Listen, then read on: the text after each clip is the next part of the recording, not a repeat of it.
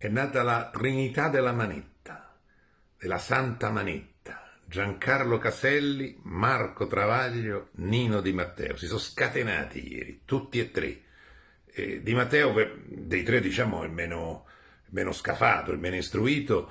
ha lanciato la campagna contro i suoi colleghi milanesi che stavano applicando la legge. Sono i colleghi che hanno stabilito la scarcerazione di un vecchio signore di 80 anni, malato di cancro, molto grave, e l'hanno scarcerato per motivi di salute in base a una norma del 1930, fatta dai fascisti, ma era una norma, diciamo, evidentemente un pochino più umanitaria, un pochino meno totalitaria di quella che è l'idea del giustizialismo di oggi. Sulla base di quella norma hanno scarcerato questo signore che era stato messo in prigione al 41 bis perché il suo reato era collegato alla mafia. E Di Matteo scatenato contro questi giudici, chiede che siano presi provvedimenti, non si sa bene cosa chiede, fra l'altro, se capisco bene chiede che intervenga il governo, cioè che sia violata l'indipendenza della magistratura, la sacra indipendenza della magistratura, sempre difesa dal partito dei PM, tranne quando un magistrato o assolve o prende un provvedimento umanitario, diciamo, umanitario. Quindi Di Matteo addirittura ha detto che questi magistrati di Milano in questo modo hanno ceduto al ricatto mafioso, cioè li ha accusati di essere subalterni alla mafia e usando i metodi suoi, diciamo, si potrebbero imputare per concorso esterno in associazione mafiosa, una gravità assoluta. Adesso vediamo se il CSM ne discuterà, prenderà dei provvedimenti, è una cosa di una gravità istituzionale inaudita contro la quale nessuno parla, come ha fatto osservare oggi in un comunicato Cagliazza, il presidente delle Camere Penali.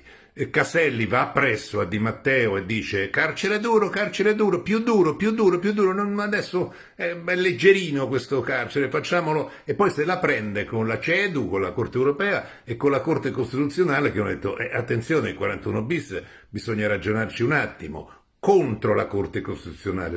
Caselli poi è il più colto di loro, è quello che ha un'idea di giustizia molto precisa, la sua idea è punizione, punizione, punizione, sulla base di sospetti, e la Costituzione è un intralcio, non c'è niente da fare. E poi Travaglio, diciamo, a tutto campo, il suo giornale oggi lancia, oltre a ospitare il pezzo di Caselli, a continuare la battaglia contro la libertà scarcerazione di questo poveretto che ha scontato 18, questo povero naturalmente poveretto, poi dice ha fatto dei reati, è stato condannato, ha pagato, ha fatto i suoi 18 anni di galera, 17 e mezzo, viene scarcerato per motivi di salute 8 mesi prima della fine della pena, poi per 8 mesi comunque sarebbe stato scarcerato. Su questo si accende questo casino.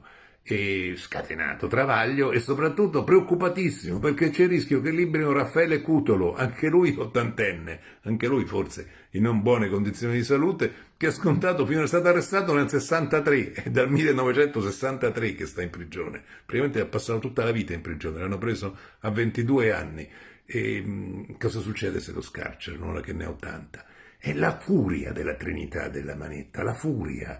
la rabbia, si vede proprio che vivono per questa idea, mettere in prigione la gente, tenerla dentro, impedire che esca. Il giustizialismo è una brutta bestia, lo dimostra questo fatto che vi dicevo, si scaglia contro una legge che era del terribile Rocco, una norma fascista, dice no, è troppo liberal, e sono veramente pericolosi questi.